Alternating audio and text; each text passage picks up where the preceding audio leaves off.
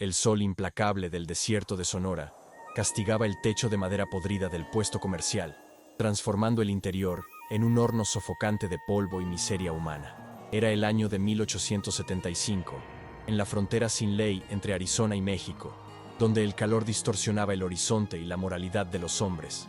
El aire dentro de aquel barracón estaba cargado con el olor agrio a sudor antiguo, tabaco barato y el miedo tangible de quien ha perdido la esperanza. Moscas azules zumbaban incesantemente sobre charcos de cerveza derramada, ignorando la tensión que flotaba como una tormenta a punto de estallar. No había ventanas para dejar entrar la brisa, solo grietas por donde la luz cruda del mediodía cortaba la oscuridad, iluminando partículas de polvo que danzaban sobre las cabezas de hombres armados, sucios y ansiosos por el espectáculo grotesco que estaba a punto de comenzar en aquel lugar olvidado por Dios. En el centro de aquel escenario improvisado sobre cajas de madera, Silas Vane se limpiaba el sudor de la frente con un pañuelo mugriento, sus ojos brillando con una codicia fría y calculadora. Él era un hombre que veía el mundo apenas a través de cifras y posesiones, tratando vidas humanas como mercancía estropeada para ser liquidada. A su alrededor, una audiencia de vaqueros, bandidos y desertores se amontonaba, susurrando obscenidades y haciendo apuestas, sus rostros contorsionados por sonrisas lascivas que revelaban la podredumbre de sus almas.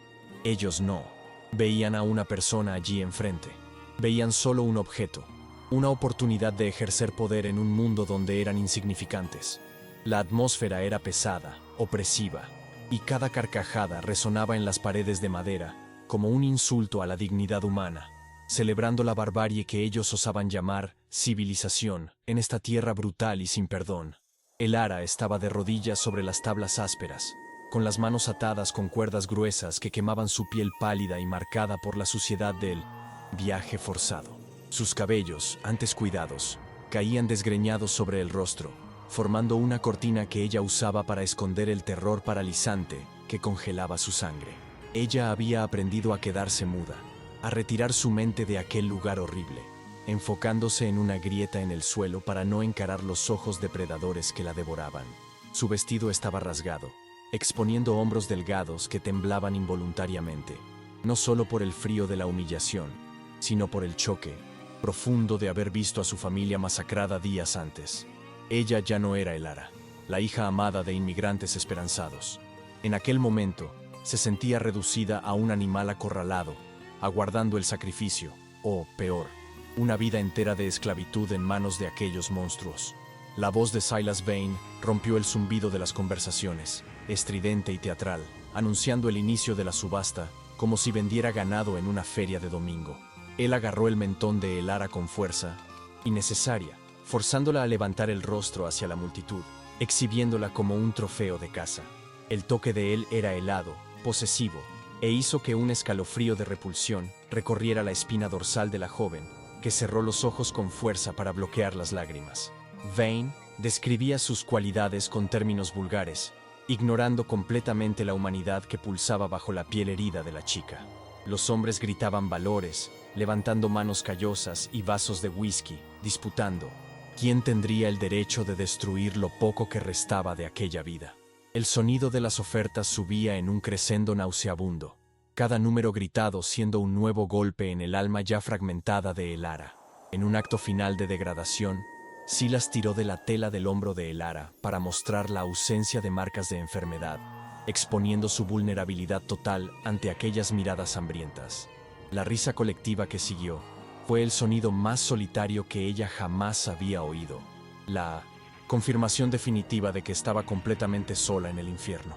Ella sintió su respiración fallar, el pecho apretado por un ancla invisible de vergüenza que la arrastraba hacia el fondo de un océano oscuro. No había héroes allí, no había ley, apenas la voluntad cruel de los fuertes sobre los débiles. El ara deseó, por primera vez con total sinceridad, que la muerte viniera rápida para liberarla de aquella vergüenza insoportable. Ella dejó de luchar contra las cuerdas, sus músculos relajándose en una rendición trágica, aceptando que su destino estaba sellado por las manos de aquel hombre cruel. De repente, la puerta doble del puesto comercial se abrió con un estruendo seco, y la luz ofuscante del desierto invadió el recinto, silenciando instantáneamente la algazara. El cambio de atmósfera fue violento. La temperatura pareció caer 10 grados, y el aire se volvió eléctrico, cargado de una amenaza primitiva. En el umbral de la puerta, recortada contra el brillo blanco de Mino de Sumas, fuera, se erguía una silueta inmóvil e imponente, trayendo consigo el silencio vasto y peligroso de los cañones. No era un cliente, ni un viajero perdido. La figura emanaba una autoridad que no venía de placas ni dinero, sino de una conexión profunda y antigua con la tierra. El olor a alcohol y sudor fue cortado por una brisa súbita que olía a salvia y tierra seca, un aviso de la naturaleza de que el orden artificial de aquel lugar estaba a punto de ser desafiado. Kayita entró en el recinto con pasos silenciosos que desmentían su porte físico impresionante, sus ojos oscuros barriendo el lugar con la precisión de un halcón avistando presas. Él no usaba la ropa de los hombres blancos, sino vestimentas de cuero curtido y pinturas de guerra descoloridas que contaban historias de batallas antiguas y soledad elegida. Su rostro era una máscara de estoicismo, sin ira visible, pero con una intensidad que hizo que los hombres más cercanos retrocedieran instintivamente, llevando las manos a las cartucheras. Él no miró a la multitud. Su foco estaba enteramente clavado en Silas Vane y en la chica arrodillada a su lado. Para Kayita, aquella escena no era solo un crimen, era una aberración espiritual, un desequilibrio en el orden natural de las cosas que su código de honor lo obligaba a corregir, independientemente del costo. Silas Vane, recuperándose del susto inicial, soltó una risa nerviosa e intentó retomar el control de la situación, gritando para que el salvaje saliera de su propiedad. Él hizo una señal a sus guardias, hombres corpulentos que sonrieron maliciosamente, viendo en Kayita solo a otro indio tonto que había entrado en la guarida de los leones. Pero el apache no se movió, ni profirió una palabra. Su lenguaje era el de la presencia absoluta. Él vio a Elara, realmente la vio, no como mercancía, sino como un espíritu aprisionado clamando por liberación. La tensión se estiró hasta el límite, el silencio ahora tan denso que se podía oír el crujir de la madera, bajo las botas de los mercenarios. Kayita movió la mano lentamente hacia la espalda, un gesto fluido y deliberado que señalaba que la diplomacia nunca fue una opción. El caos explotó en una fracción de segundo cuando Silas levantó el mazo de la subasta para golpear el veredicto final, pero el sonido de la madera nunca ocurrió. Una flecha silbó por el aire con velocidad aterradora, atravesando la mano de Silas y clavándola en el pilar de madera detrás de él, arrancando un grito de agonía que heló la sangre de todos. Antes de que los guardias pudieran sacar sus armas, Kayita ya estaba en movimiento, un torbellino de violencia precisa y controlada. Él no luchaba con ira descontrolada, sino con la eficiencia letal de quien conoce la anatomía de la muerte. El puesto comercial se volvió un pandemonium de mesas volcadas, disparos hechos al azar y el sonido sordo de cuerpos chocando, mientras el guerrero abría camino en dirección al escenario, derribando a cualquiera que osara interponerse entre él y la cautiva. Kayita alcanzó el escenario en medio del humo de pólvora, ignorando las balas que astillaban la madera a su alrededor, y se detuvo frente a Elara. Él no la agarró del brazo como Silas había hecho. En cambio, sacó un cuchillo de hoja ancha y con un movimiento suave y quirúrgico, cortó las cuerdas que sujetaban las muñecas de ella. Elara miró hacia arriba, temblando, esperando ver otro monstruo, pero encontró ojos negros que no pedían nada, solo ofrecían una oportunidad. Por un segundo infinito, el tiempo se detuvo entre los dos en medio del tiroteo. No hubo palabras, solo el reconocimiento mutuo de dos almas desplazadas. Él extendió la mano, no para tirar de ella, sino esperando que ella la tomara. Una invitación silenciosa para dejar la victimización atrás y elegir la peligrosa libertad. Con el corazón latiendo en la garganta, Elara sostuvo la mano callosa del guerrero, sintiendo por primera vez en semanas un calor humano que no lastimaba. Kayita la envolvió con un brazo protector y corrió hacia la salida, usando su propio cuerpo como escudo contra los últimos disparos desesperados de los hombres de Silas. Ellos irrumpieron hacia afuera del puesto comercial, dejando atrás la oscuridad fétida y sumergiéndose en la luz cegadora y purificadora del desierto. El contraste fue brutal. El aire fresco llenó los pulmones de Elara, trayendo la promesa de vida, pero también el terror a lo desconocido. Mientras corrían hacia los caballos, con los gritos de venganza de Silas resonando detrás de ellos, la jornada de supervivencia había comenzado, transformando a la víctima y al exiliado en fugitivos en una tierra que quería a ambos muertos. ¿Cuál es tu expectativa para esta historia? Cuéntanos en los comentarios y suscríbete para más. La fuga inicial fue un borrón frenético de cascos golpeando contra la tierra dura y el viento caliente azotando sus rostros como lija invisible. Kayita guiaba su caballo con una urgencia brutal, alejándose del puesto comercial y sumergiéndose en la vastedad despiadada del desierto, donde cada piedra y cactus parecían atestiguar su transgresión. El ara se aferraba a la cintura del guerrero con la fuerza de la desesperación, sintiendo los músculos de la espalda de él tensarse a cada galope, una pared sólida entre ella y la muerte segura.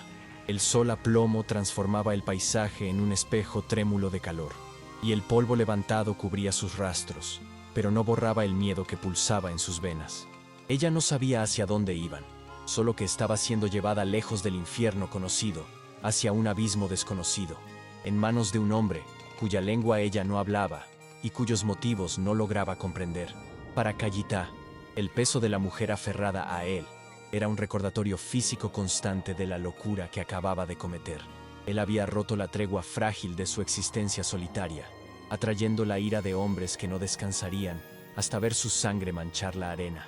Mientras cabalgaba, sus ojos barrían el horizonte en busca de señales de persecución, su mente calculando rutas, fuentes de agua y escondites con la precisión de un estratega militar.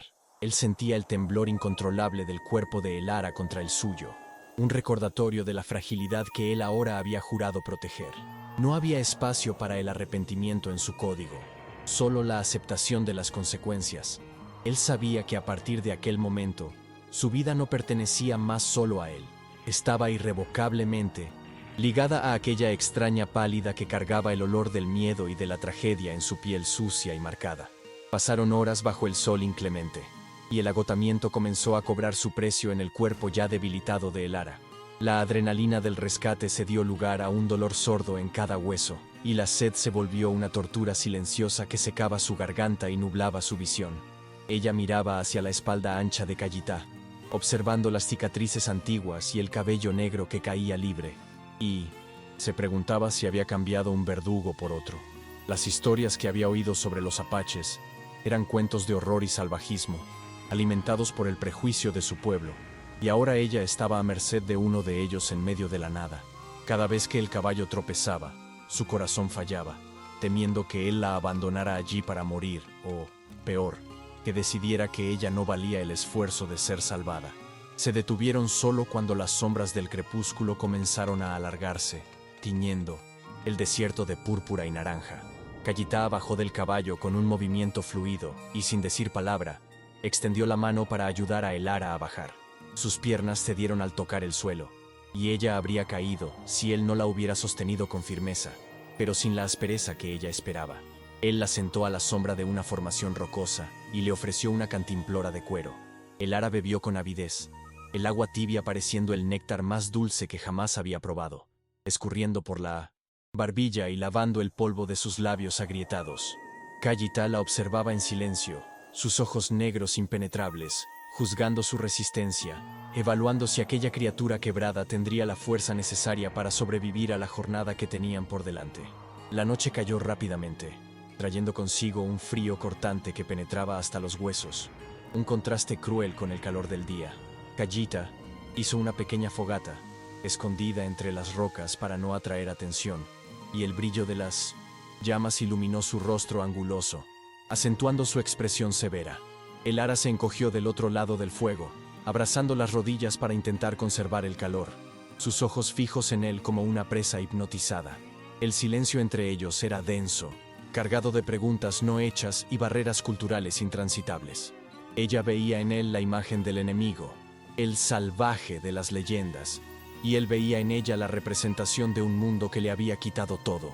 Sin embargo, allí, bajo la luz de las estrellas, eran apenas dos seres humanos intentando sobrevivir a la oscuridad y al frío. Cuando Kayita pareció dormirse, su respiración volviéndose rítmica y profunda, el instinto de fuga de Elara despertó con fuerza total. La desconfianza era más fuerte que la gratitud. Ella no podía creer que él la mantendría viva sin cobrar un precio terrible. Moviéndose con la cautela de un gato, ella se levantó, sus ojos fijos en la figura inmóvil del guerrero. El desierto allá afuera era un laberinto, negro, pero el miedo de permanecer al lado de él era mayor que el miedo a la oscuridad. Ella dio un paso, luego otro, alejándose de la luz protectora de la fogata, convencida de que podría encontrar el camino de regreso hacia algún lugar seguro, cualquier lugar que no fuera aquel campamento silencioso con un hombre que representaba todo lo que le habían enseñado a temer. Ella no había caminado más de 100 metros cuando el sonido inconfundible de un cascabel rompió el silencio de la noche, congelando su sangre. Antes de que pudiera reaccionar, sintió un dolor agudo en el tobillo y tropezó, cayendo pesadamente sobre piedras afiladas que cortaron sus manos y rodillas. El pánico la cegó. Ella intentó levantarse, pero el terror la paralizó mientras oía el silbido de la serpiente de cascabel a pocos centímetros de su rostro. La oscuridad parecía cerrarse sobre ella, sofocante y llena de amenazas invisibles. Ella quiso gritar, pero su voz estaba atrapada en la garganta, sofocada por el terror absoluto de morir sola en aquel lugar hostil. Fue entonces que percibió el error fatal de su fuga. El desierto no perdonaba la ignorancia, y ella no estaba preparada para enfrentar sus reglas brutales.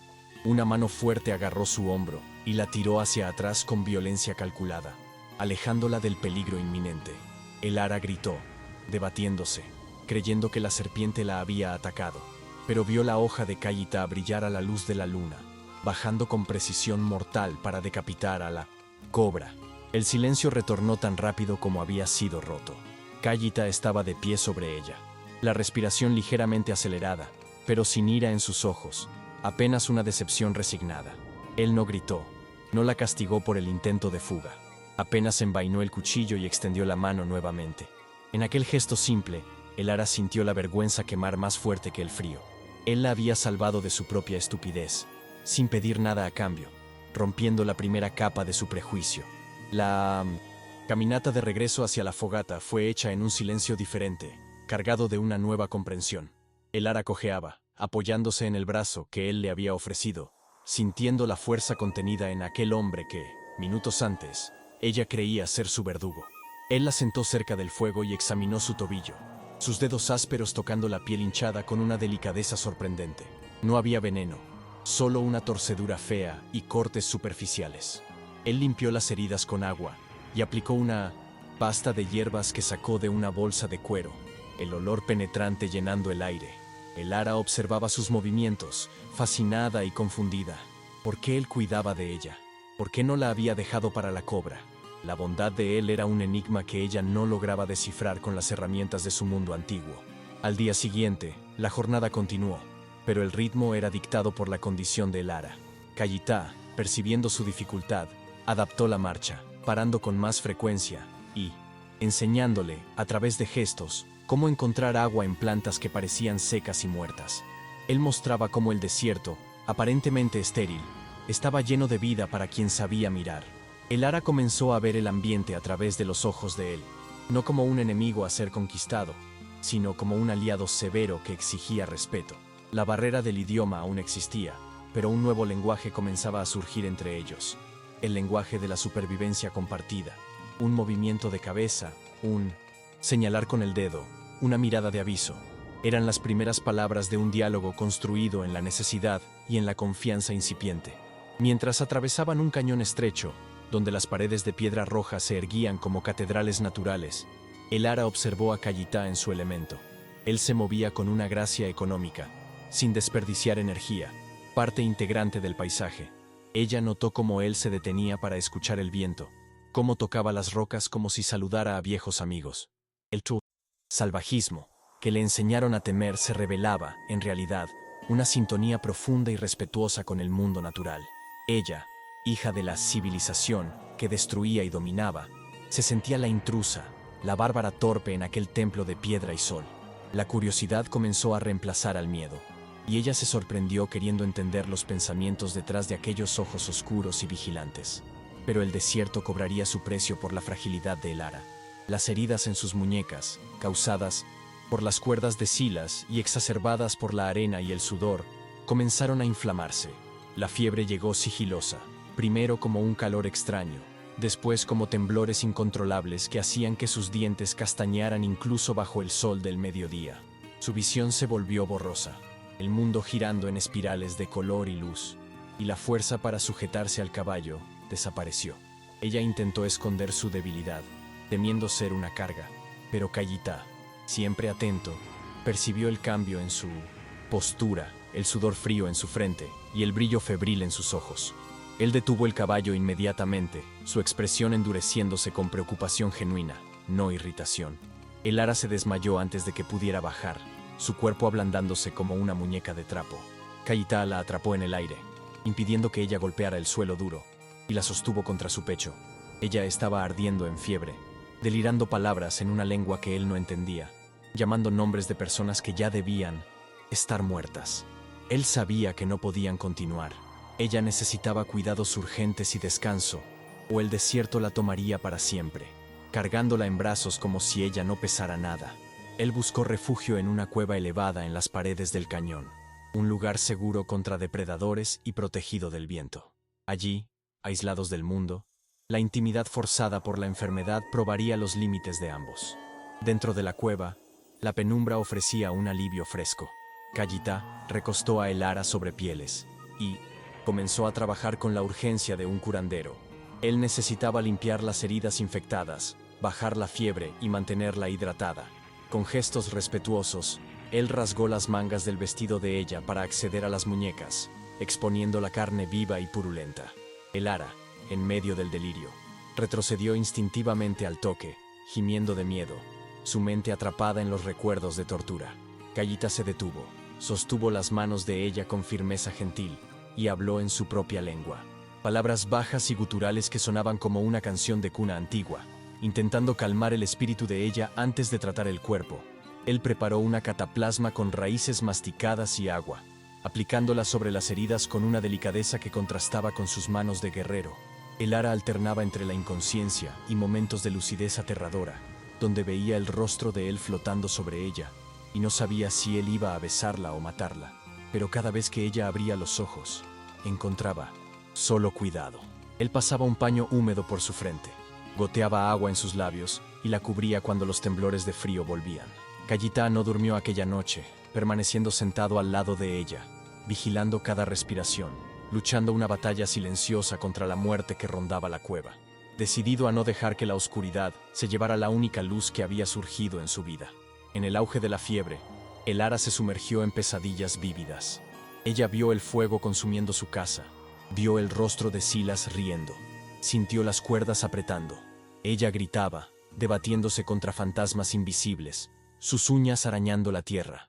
Kayita, percibiendo que ella luchaba contra demonios internos, hizo algo que nunca había hecho por nadie fuera de su clan.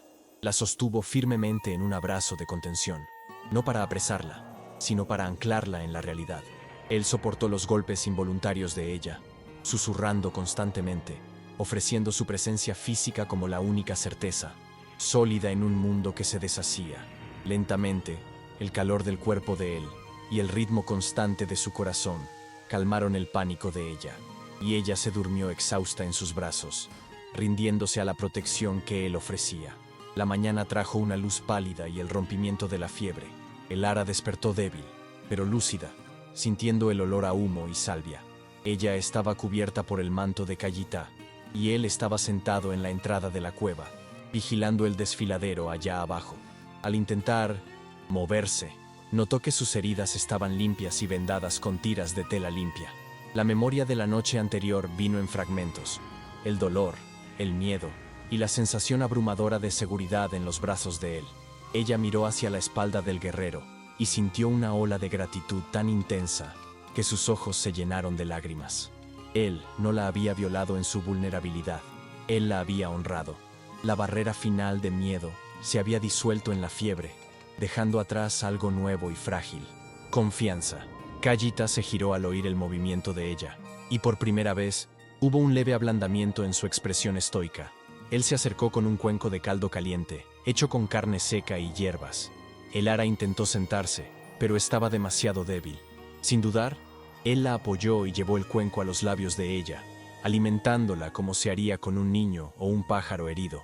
La proximidad era intensa. Ella podía ver los detalles dorados en sus ojos negros, las líneas de expresión en su rostro curtido por el sol. No había palabras para agradecer, y tal vez no fueran necesarias. El acto de alimentar y ser alimentado creaba un vínculo primitivo y sagrado que trascendía el lenguaje. La recuperación exigió 2 días de reposo en la cueva, un tiempo suspendido fuera de la realidad de la persecución. Fueron días de silencio compartido, donde la desconfianza dio lugar a una observación mutua respetuosa. El Ara observaba a Kayita afilar sus armas, coser cuero, orar al sol naciente. Ella veía la disciplina, la fe y la soledad de él. Él, a su vez, veía la resiliencia de ella, la forma como ella soportaba el dolor sin quejarse, la dignidad que ella recuperaba a cada hora que pasaba lejos de las cadenas. Ellos eran 2 náufragos en una isla de piedra, aprendiendo a coexistir, descubriendo que sus humanidades eran espejos una de la otra, a pesar de los ropajes culturales diferentes. Pero la paz era una ilusión temporal. Al tercer día, mientras Kayita observaba el horizonte, su cuerpo se puso rígido como un arco tensado. A lo lejos, muy lejos, una nube de polvo se levantaba contra el azul del cielo, moviéndose con propósito y velocidad. No era el viento, eran jinetes. Los hombres de Silas Vane habían encontrado el rastro. La burbuja de seguridad estalló instantáneamente. Kayita se volvió hacia el Ara, y la mirada de él comunicó todo lo que ella necesitaba saber. El tiempo de descanso había terminado, la cacería había recomenzado. Él apagó la fogata, borró los vestigios de su presencia y la ayudó a levantarse. La debilidad aún estaba allí, pero el miedo a la captura inyectó una nueva fuerza en sus piernas. La fuga recomenzó, pero ahora con una urgencia desesperada. Ellos no podían correr en campo abierto. Tendrían que usar los desfiladeros y pasos secretos que solo Kayita conocía. El terreno se volvió más difícil, exigiendo que desmontaran y caminaran por senderos de cabras donde un paso en falso significaba la muerte. Kayita guiaba a el Ara, jalándola, empujándola, su cuerpo sirviendo de escalera y puente. La proximidad física era constante ahora, no por elección, sino por necesidad. Ella sentía el olor de él, el calor de él, y confiaba su vida a cada movimiento de él. La persecución los fundía en una única entidad de supervivencia, respirando y moviéndose al unísono. En un tramo particularmente expuesto, ellos tuvieron que esconderse en una grieta en la roca, mientras los perseguidores pasaban en el valle abajo. El espacio era minúsculo, forzándolos a quedarse presionados uno contra el otro, pecho contra pecho, rostro contra rostro. El Ara podía oír las voces de los hombres de Silas, las risas crueles, las promesas de lo que harían cuando los encontraran. Ella temblaba, el terror volviendo, pero Kayita colocó la mano sobre la boca de ella y miró fijamente en sus ojos, transmitiendo calma y fuerza. El corazón de él latía fuerte contra el pecho de ella, pero rítmico y controlado. En aquel apretón claustrofóbico, mientras la muerte pasaba a metros de distancia, el Ara percibió que preferiría morir en los brazos de aquel salvaje que vivir un día siquiera en las manos de los hombres civilizados. Cuando el peligro pasó, continuaron, exhaustos y tensos. El camino los llevó a una meseta, donde el sendero cruzaba una antigua ruta de caravanas. Lo que encontraron allí paralizó a el Ara. Un carromato de colonos, quemado y destruido, yacía en medio del sendero. Cuerpos hinchados e irreconocibles estaban esparcidos, rodeados por moscas y buitres. No había sido obra de apaches. Las marcas de balas y la forma como los cuerpos fueron saqueados gritaban la firma de bandidos blancos, tal vez los mismos que los perseguían o otros de la misma estirpe. Era una visión del infierno, una prueba irrefutable de la brutalidad sin ley de la frontera. El Ara caminó entre los escombros como una sonámbula, viendo juguetes rotos, Biblias quemadas, pedazos de ropa que recordaban a las de su propia familia, la ilusión de que había un mundo seguro al cual volver, una sociedad que la acogería y protegería, se desmoronó allí, entre las cenizas y el olor a muerte. Ella vio la verdad desnuda y cruda. La civilización que ella conocía era capaz de atrocidades iguales o peores que aquellas atribuidas a los indios. El mundo blanco la había vendido, la había cazado y ahora mostraba su cara más monstruosa. Ella se sintió huérfana de su propia cultura, sin patria, sin pueblo. Kayita observaba a la distancia, respetando el duelo y el choque de ella. Él sabía lo que aquella escena significaba. Él había visto aquello 1000 veces, la destrucción que los hombres blancos traían unos a otros y a su tierra. Él esperó, tenso, para ver si ella lo culparía. si lo asociaría a aquella violencia, si el odio racial volvería a levantar la barrera entre ellos. Era un momento decisivo. Si ella lo miraba con miedo ahora, todo estaría perdido. Él era un guerrero, acostumbrado a ser odiado, pero la idea de ver repulsión en los ojos de aquella mujer específica le causó una opresión extraña en el pecho. El ara se giró lentamente. Su rostro estaba pálido, pero seco de lágrimas. Ella miró hacia los escombros, después hacia el horizonte vacío, y finalmente hacia Kayita. En sus ojos no había acusación, solo una tristeza profunda y una claridad nueva. Ella caminó hacia él, dejando atrás los restos de su antiguo mundo. Ella se detuvo frente a él, y por primera vez lo tocó voluntariamente, colocando la mano sobre el pecho de él, sobre las pinturas de guerra. Fue un gesto de elección. Entre los muertos de su pueblo y el vivo frente a ella, ella escogía la vida. Ella escogía al exiliado. La noche cayó sobre la meseta, y acamparon lejos del sendero de la muerte. No había necesidad de palabras para explicar lo que había cambiado. Ellos compartieron la poca comida que quedaba, sentados lado a lado, hombro a hombro. La barrera invisible había desaparecido. Kayita partió un pedazo de pan duro y se lo dio a ella. Ella aceptó y comió. Después le ofreció la cantimplora a él primero. Eran pequeños rituales de igualdad, sacramentos de una nueva alianza forjada en el polvo y en la sangre. Cuando el frío de la noche se instaló, Kayita hizo algo que selló la transformación de aquel día. Él se quitó su manto de piel de venado, su protección contra el mundo, y lo colocó sobre los hombros de el ara, envolviéndola. El olor de él, de humo, cuero y tierra, la envolvió como un abrazo. No era solo un gesto para calentarla, era un acto de reivindicación y protección. Él estaba compartiendo su piel, su identidad con ella. Bajo el peso reconfortante del manto, el ara se sintió, por primera vez desde que su familia muriera, verdaderamente en casa.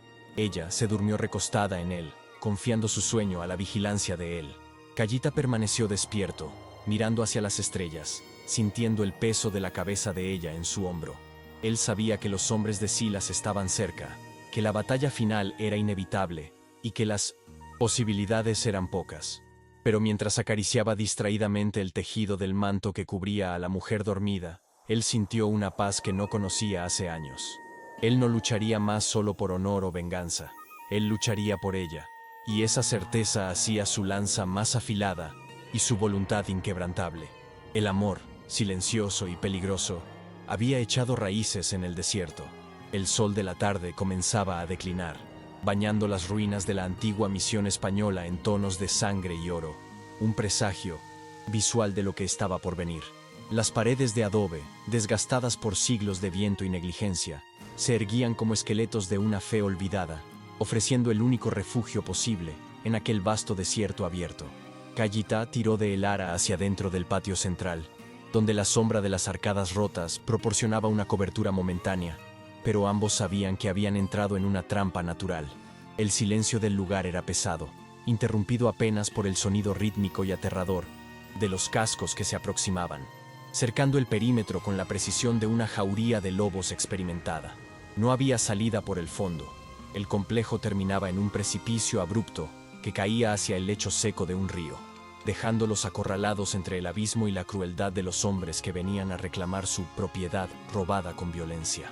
El aire dentro de las ruinas parecía vibrar con la tensión acumulada, cada partícula de polvo suspendida en la luz filtrada testificando el miedo y la determinación de los fugitivos.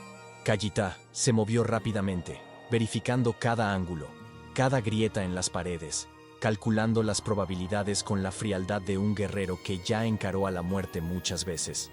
Pero por primera vez, sus manos temblaron imperceptiblemente al recargar su rifle, no por miedo a morir, sino por el pavor abrumador de fallarle a la mujer que ahora se encogía detrás de una columna caída. Él miró a el ara, viendo el agotamiento grabado en su rostro sucio de tierra y hollín, y sintió un peso aplastante en el pecho. La misión había dejado de ser una cuestión de honor tribal para convertirse en algo personal, visceral y desesperado. Él no estaba protegiendo un símbolo de injusticia. Estaba protegiendo la única parte de su alma que aún permanecía intacta. La voz de Silas Vane rompió la quietud, resonando a través de las piedras antiguas con una jovialidad macabra que hizo que la sangre de el ara se helara. Él no gritaba con ira, sino con la arrogancia de quien sabe que ya venció, provocando a Kayita, llamándolo ladrón y prometiendo una muerte lenta y ejemplar. Las palabras eran armas psicológicas, diseñadas para romper el espíritu antes incluso de que el cuerpo fuera herido.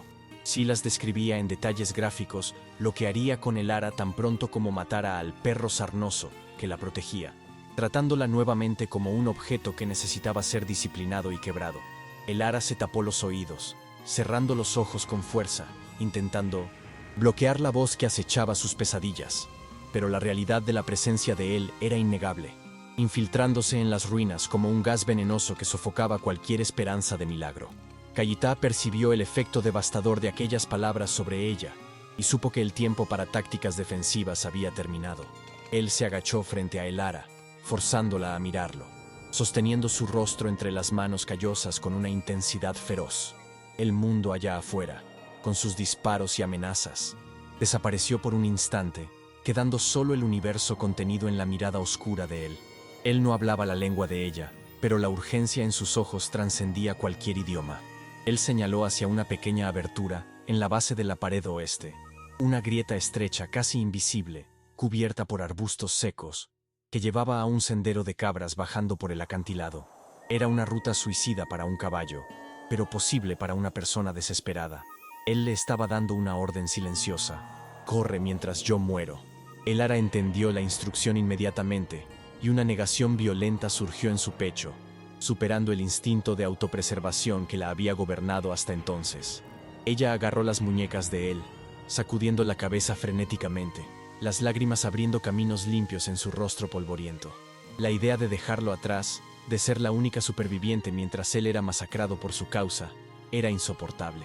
Ella había pasado de víctima pasiva a compañera de viaje, y no aceptaría ser salvada a costa de la vida de él. La negativa de ella fue el primer acto de rebelión verdadera contra el destino que le había sido impuesto. Ella elegía el peligro compartido en vez de la seguridad solitaria. Kayita vio la llama de la lealtad en los ojos de ella, y sintió una mezcla dolorosa de orgullo y desesperación. Él no podía arrastrarla a la fuerza. Ella tendría que elegir vivir. El tiroteo comenzó de repente, balas de plomo golpeando las paredes de adobe y enviando nubes de polvo y astillas de piedra sobre ellos. Los hombres de Silas estaban probando las defensas, avanzando bajo la cobertura de fuego de supresión. Kayita empujó a Elara al suelo, cubriéndola con su cuerpo mientras los rebotes zumbaban peligrosamente cerca. El sonido era ensordecedor, una cacofonía de destrucción que ahogaba cualquier pensamiento coherente.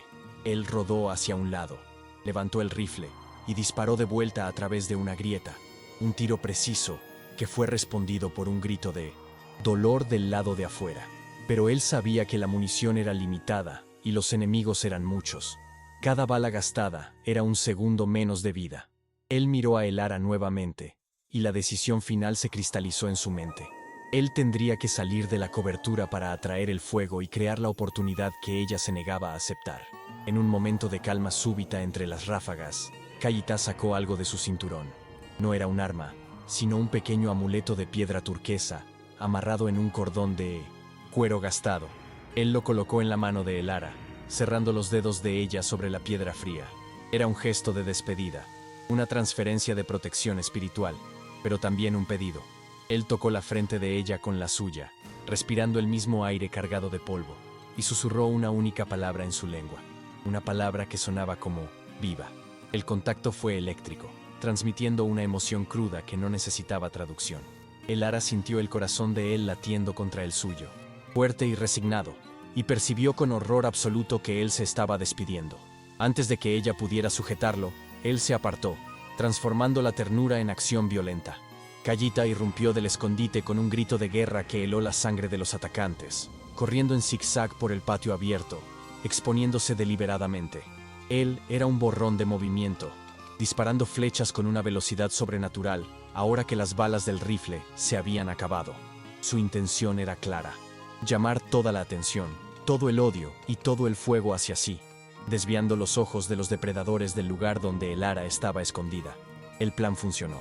Los hombres de Silas, movidos por el instinto de caza, giraron sus armas hacia el guerrero solitario que los desafiaba abiertamente. El aire se llenó de humo y el sonido de disparos, y Elara vio paralizada por el terror, mientras el hombre que ella amaba danzaba con la muerte en el centro del escenario iluminado por el sol. Él derribó a 2 hombres antes de que la inevitabilidad numérica lo alcanzara.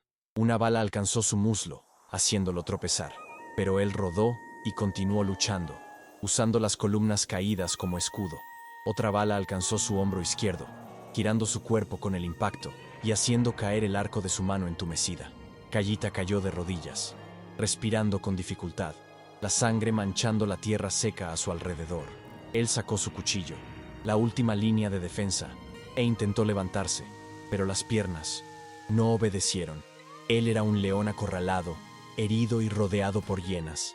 El polvo se asentó lentamente, revelando la figura solitaria y rota del guerrero, aún sosteniendo el cuchillo con desafío, negándose a bajar la cabeza ante los hombres que se acercaban con sonrisas cautelosas y crueles. Silas Vane emergió del humo, caminando con la arrogancia de un emperador, su bota aplastando el arco caído de Kayita. Él hizo una señal para que sus hombres dejaran de disparar. Él quería saborear el momento. El silencio que siguió fue más terrible que el ruido de la batalla. Silas se detuvo a pocos metros de Kayita, mirando hacia abajo con desprecio. Él no veía la valentía, veía apenas un inconveniente que le había costado tiempo y dinero.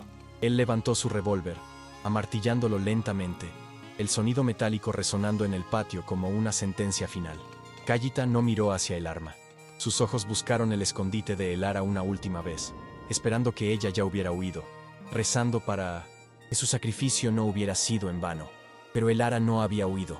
Desde su escondite, ella veía la escena a través de una niebla de lágrimas y furia. El miedo que la había paralizado durante semanas, el terror que la había hecho muda y pasiva, de repente se evaporó, reemplazado por un calor blanco e incandescente. Ella vio al hombre que le había devuelto la humanidad a punto de ser ejecutado como un animal. Ella miró hacia la piedra turquesa en su mano y después hacia la pistola vieja que Kayita había dejado caer cerca de donde ella estaba, un arma que él había intentado enseñarle a usar días antes, pero que ella había tenido miedo de tocar. El miedo era un lujo que ella ya no podía pagar. La transformación fue instantánea y total. La chica asustada murió en aquel instante, y una mujer forjada en el fuego nació. Silas Vane sonrió, apuntando el arma a la cabeza de Kayita. «Dile adiós a tu tierra, salvaje», murmuró él, el dedo comenzando a presionar el gatillo. El tiempo pareció dilatarse, cada segundo estirándose infinitamente. Kayita cerró los ojos, aceptando el fin, su mente llena de la imagen de Elara libre. Pero el sonido que vino a continuación no fue el disparo de Silas. Fue un grito, no de miedo, sino de batalla. Un sonido gutural y femenino que rompió la expectativa de la ejecución. Silas giró la cabeza, sorprendido, apenas a tiempo de ver una figura emerger de las sombras, sosteniendo la pistola pesada con ambas manos, los ojos ardiendo con una determinación que reflejaba la del propio guerrero caído. Elara disparó. El retroceso del arma casi dislocó su hombro y la hizo caer hacia atrás, pero la distancia era corta, y su voluntad era absoluta.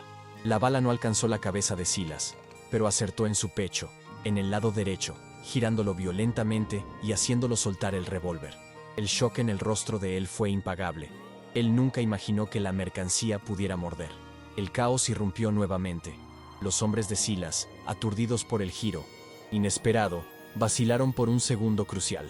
Ese segundo fue todo lo que Kayita necesitaba. La visión de Elara luchando, de Elara matando por él, inyectó una adrenalina sobrenatural en sus venas, ignorando el dolor y las heridas paralizantes.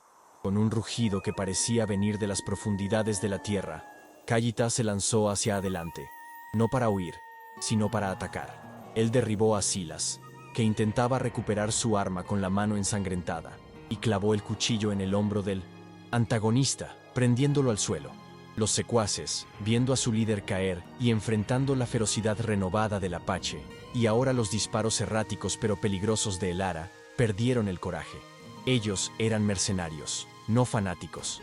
Sin el pago garantizado de Silas y enfrentando una resistencia demoníaca, la autopreservación habló más alto.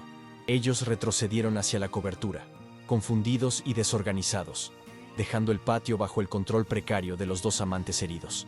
Kayita no perdió tiempo con el enemigo caído. Él se arrastró hasta Elara, que estaba sentada en el suelo, mirando sus propias manos temblorosas, aún sosteniendo el arma humeante.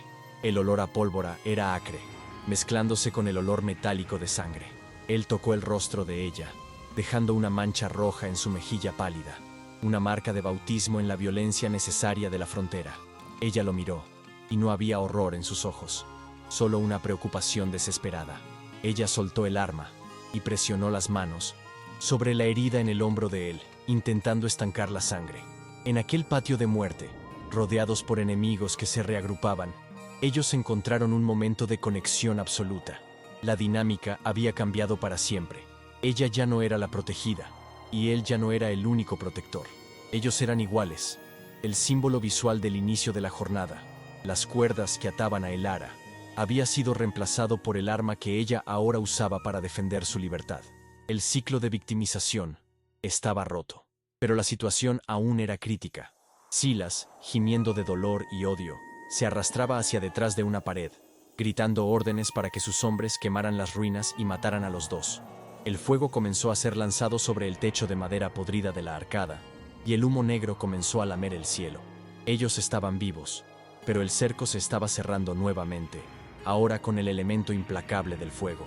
Kayita, apoyado en el ara, miró hacia la grieta en el acantilado que él había indicado antes. Ahora, no era una ruta de escape para uno, sino la única oportunidad para ambos. El ara pasó el brazo de Kayita sobre sus hombros, soportando el peso de él con una fuerza que ella desconocía poseer. «Juntos», susurró ella. La primera palabra que ella dijo en voz alta desde la masacre de su familia. La voz de ella era ronca, quebrada, pero innegable. Kayita la miró, sorprendido y maravillado, y asintió. La palabra, en su simplicidad, era un pacto sagrado. Ellos se movieron hacia la grieta, moviéndose como una criatura de tres patas, cojeando a través del humo y de las llamas que comenzaban a consumir el pasado. La antigua misión española se estaba convirtiendo en una pira funeraria para la vida antigua de ellos, y lo que saldría del otro lado sería algo completamente nuevo, forjado en el dolor y templado en el amor. Mientras se exprimían por la abertura estrecha en las rocas, dejando atrás el patio en llamas y los gritos frustrados de Silas, el sol finalmente tocó el horizonte, sumergiendo el mundo en un crepúsculo violeta. El descenso por el acantilado sería brutal, especialmente con las heridas de Kayita, pero el miedo había sido reemplazado por una determinación fría.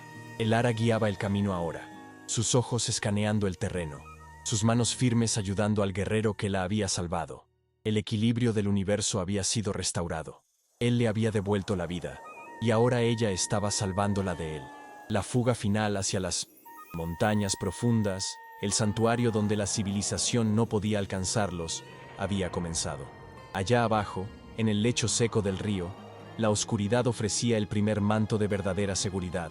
Ellos bajaron, deslizándose y cayendo, pero siempre levantándose. Cuando finalmente alcanzaron el fondo, exhaustos más allá de la comprensión humana, no se detuvieron. Ellos caminaron hacia adentro de la noche, guiados por las estrellas que Kayita conocía también. Detrás de ellos, el brillo naranja del Quonilo Santosean, incendio en la misión, pintaba el cielo. Un faro de destrucción que marcaba el fin de su persecución inmediata. Silas Vane estaba vivo, pero derrotado. Su propiedad perdida para siempre. Robada no por un salvaje, sino por una mujer que descubrió su propia fuerza. Encontraron un refugio temporal en una pequeña gruta cerca de un manantial, a kilómetros de las ruinas. Allí, en la seguridad del vientre de la tierra, el ara cuidó de las heridas de Kayita con la misma dedicación que él había demostrado por ella.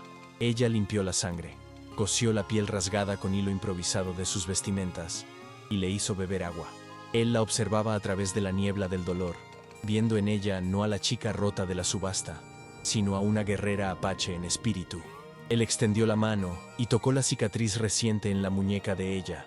Después llevó la mano de ella a su propio corazón. No había necesidad de ceremonias de matrimonio o promesas verbales. El sangre compartida y la batalla librada, lado a lado, los unieron de una forma que ninguna ley humana podría deshacer o sancionar. El clímax emocional alcanzó su ápice no en el sonido de los disparos, sino en el silencio de aquella gruta. Kayita, el guerrero solitario, el paria, lloró silenciosamente, una liberación de años de tensión y soledad. El ara lo sostuvo, acunando la cabeza de él en su regazo, acariciando su cabello negro. Ellos eran dos supervivientes de mundos colisionando, encontrando paz en los brazos uno del otro mientras el desierto allá afuera se enfriaba. La turquesa, símbolo de protección, aún estaba apretada en la mano de Elara, caliente contra su piel. El pesadilla no había desaparecido completamente, pero ellos habían despertado de ella juntos, listos para enfrentar el amanecer de una nueva realidad. La jornada hacia las montañas altas no fue una fuga, sino un ascenso espiritual y físico hacia un mundo donde las reglas de los hombres blancos no aplicaban. A medida que subían, dejando atrás el calor sofocante del desierto de Sonora, el aire se volvía enrarecido e impregnado con el olor limpio de pinos y nieve derretida. Las heridas de Kayita exigían un ritmo lento, pero constante, y Elara, ahora, era quien frecuentemente guiaba los caballos por los senderos traicioneros, sus ojos atentos a cada piedra suelta y sombra sospechosa. El dolor físico era una compañera constante, pero diferente del dolor de la tortura. Era el dolor del esfuerzo, de la vida luchando para persistir. A cada metro de 1907, altitud ganado, el polvo del puesto comercial y la sangre de la misión parecían quedar más distantes, lavados por la pureza austera de aquel santuario natural de granito y cielo azul infinito. Alcanzaron un valle escondido, protegido por picos dentados que parecían tocar las nubes. Un lugar que Kayita aguardaba en su memoria como el último refugio de su pueblo. Allí, el agua brotaba cristalina de la roca, y la hierba verde crecía con una vitalidad que desafiaba la aridez del mundo abajo. No había paredes, ni cadenas, ni subastas. El silencio era absoluto, roto apenas por el canto de los pájaros y el susurro del viento en los árboles. Un contraste chocante con el ruido incesante y agresivo de la civilización que habían dejado atrás. Elara bajó del caballo y tocó el suelo, sintiendo la tierra húmeda y viva bajo sus dedos. Ella miró a Kayita y lo vio relajarse por primera vez, la tensión perpetua de sus hombros disolviéndose en la seguridad de aquel hogar secreto que él había elegido compartir con ella.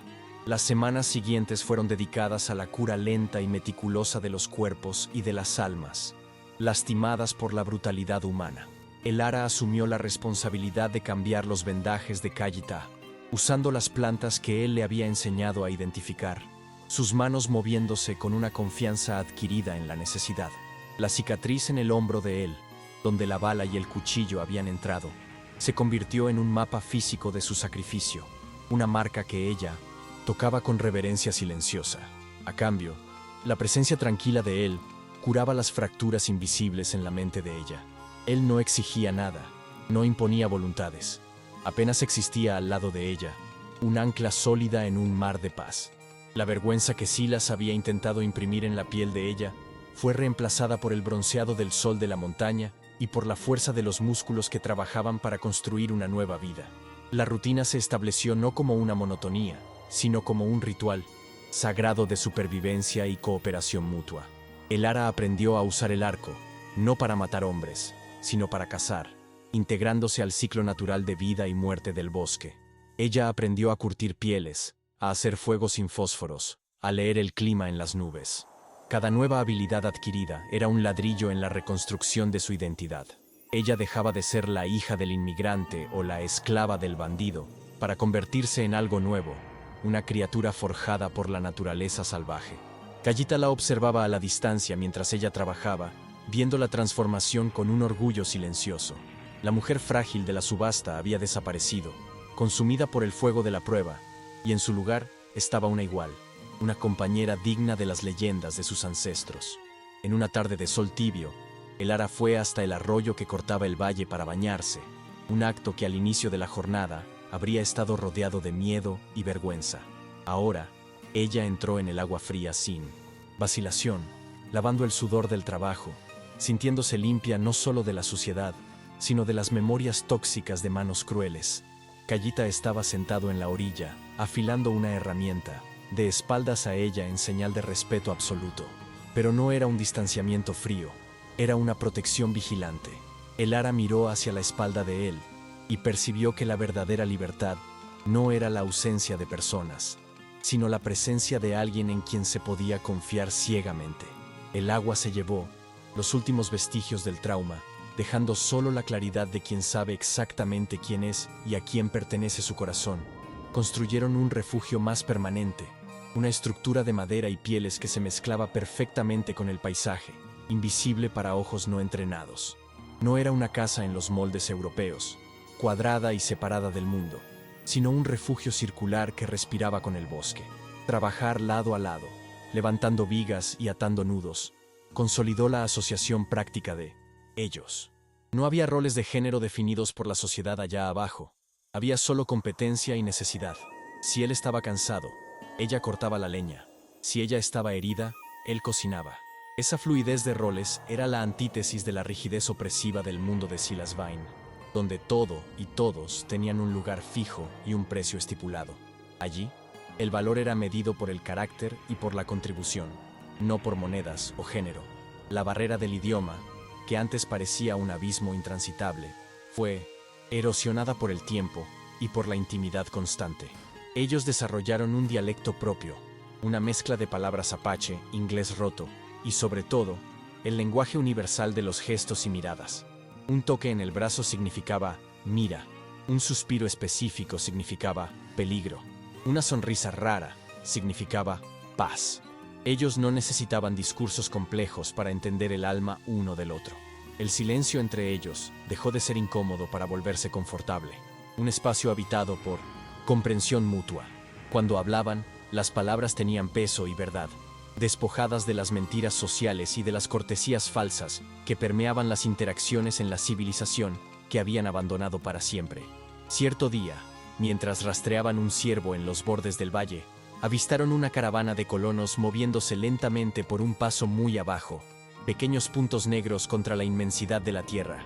Kayita se puso tenso, la mano yendo instintivamente al cuchillo, el viejo reflejo de guerra y defensa. El ara observó los carromatos, los mismos que un día trajeron a su familia hacia la muerte, y sintió nada. No había nostalgia, ni deseo de correr hacia ellos gritando por rescate. Aquel mundo allá abajo, con sus leyes, sus cercas y su odio, ya no era el de ella. Ella tocó la mano de Kayita, haciéndolo relajarse, y movió la cabeza negativamente.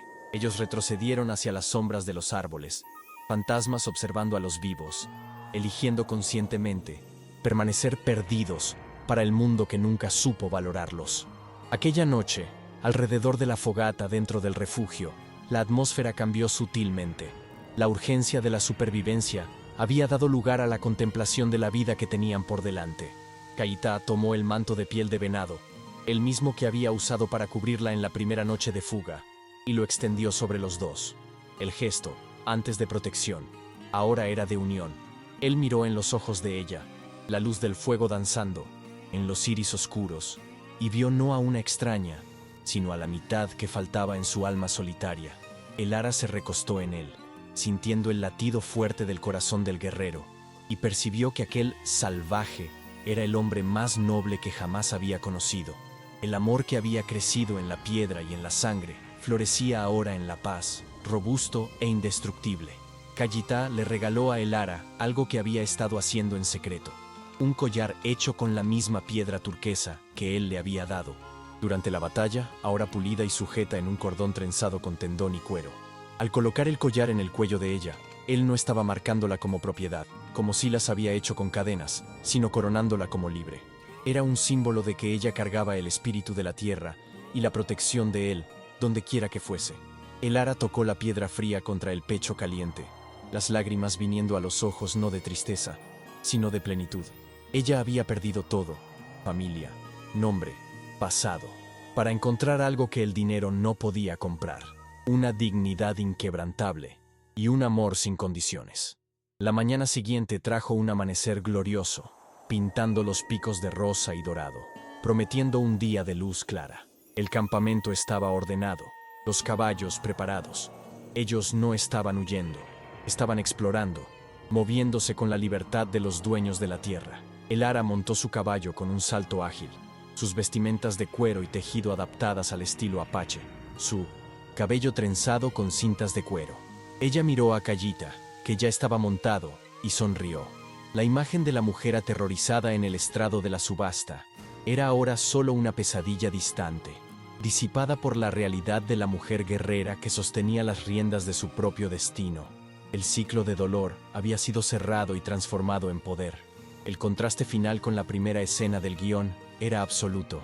Donde había oscuridad, olor a alcohol y confinamiento, ahora había luz, aire puro y horizontes infinitos. Donde había ruido de hombres gritando precios, había el silencio majestuoso de la montaña. Donde había soledad en medio de la multitud, ahora había comunión en el aislamiento. La moraleja de la historia se revelaba no en palabras, sino en la imagen de ellos. La verdadera civilización no está en las ciudades o en las leyes escritas, sino en la capacidad de reconocer la humanidad en el otro y protegerla a cualquier costo. El salvaje había enseñado a la civilizada lo que significaba ser verdaderamente humano. Kayita hizo una señal hacia la cumbre más alta, donde la vista se abría hacia el infinito oeste, tierra aún no tocada por mapas o cercas. El ara asintió y emparejó su caballo con el de él. Ellos no cabalgaban uno detrás del otro, como amo y siervo, sino lado a lado, como compañeros iguales en la vida y en la muerte. El viento agitaba las crines de los caballos y los cabellos de los jinetes, uniéndolos en un único movimiento fluido. Ellos eran los reyes de 1900, un reino olvidado, gobernando sobre el silencio y la libertad, indomables e inalcanzables por las manos codiciosas del mundo abajo. Mientras avanzaban hacia la luz del sol, transformándose en siluetas contra el brillo cegador, la historia de ellos se convertía en leyenda. No la leyenda sangrienta que los periódicos de la frontera escribirían sobre el rapto de la mujer blanca, sino la leyenda verdadera, susurrada por el viento en los cañones, sobre dos espíritus que encontraron la cura en la unión improbable. Ellos probaron que el amor es la única fuerza capaz de romper las cadenas más fuertes que el hierro, las cadenas del miedo y del prejuicio. Y así, desaparecieron en la luz, libres para siempre. La imagen final se congeló en el ara mirando a Kayita con una sonrisa serena, mientras el sol engullía sus figuras, dejando atrás apenas la vastedad de la naturaleza intocada. El mundo continuaría cruel, los hombres continuarían vendiendo y comprando, pero allí, en aquel pedazo de cielo, en la tierra, la bondad había triunfado. La redención no vino de un salvador divino, sino de la conexión humana cruda y honesta. Ellos habían reescrito su destino con sangre y ternura, y el desierto, antes su enemigo, ahora los abrazaba como hijos. Gracias por su audiencia. Apóyenos suscribiéndose a nuestro canal.